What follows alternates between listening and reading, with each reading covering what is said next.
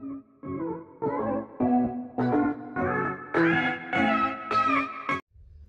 guys, good morning. Ayan. Magandang umaga sa maulang malamig.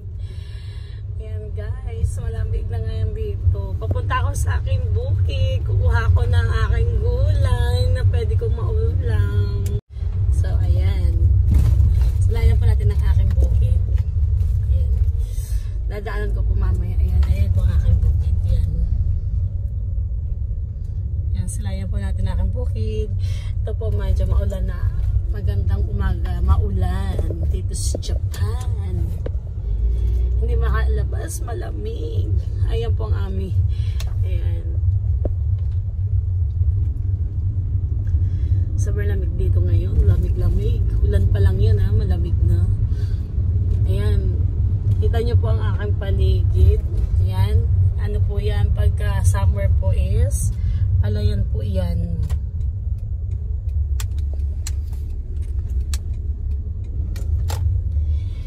Pagka-summer pala yan po yan. So, stay tuned lang po tayo ha. Alam po ako sa palengke. Babalik po ulit ako. Ayan, good morning guys. Medyo maulan.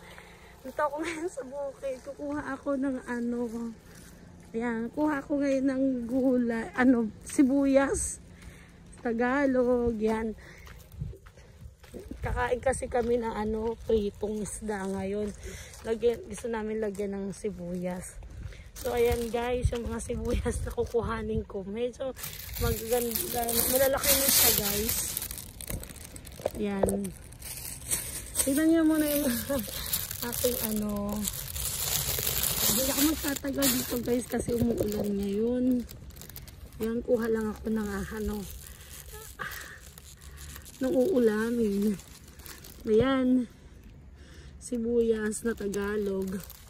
Sa mga nakakaalam, hindi na siya ano, hindi na siya lumaki. Kaya nang ina-expect ko na lalaki pa siya kasi malamig na siya kaya hindi na siya lumaki talaga. Ayan, magaganda naman yung ano niya. Yung dahon niya. Kung yung sinong gusto na lang kumain ng dahon tapos may konting laman. Ayan. Konti na lang ang laman niyan. So, kukuha na ako ng pang 2 araw na ulam ko. Ayan. Medyo matanda na, ano na siya, tumitigas ng ano niya. Ayan, medyo tumigas na yung sibuyas niya. Ayan. So, lilinisin ko na lang. Ayan guys. Ayan. Meron na akong sibuyas. Imbis sa palengke. Ayan ang aking bawang. Imbis sa palengke ang punta ko sa bukid. Para ako yan. Ayun pa may sibuyas na Tagalog pa ako. Ayan. Humahabol siya. Pero siguro maano ko na lang din yan. So ito. Bisitahin natin. Ay ito. Ito mo. Nagbubunga ng aking ano. Sayote. Ayan, namumunga ng sayote ko. Mahihintay natin to. Ayan guys, may bunga ng sayote ko. Ayan. Namunga na rin ang aking sayote.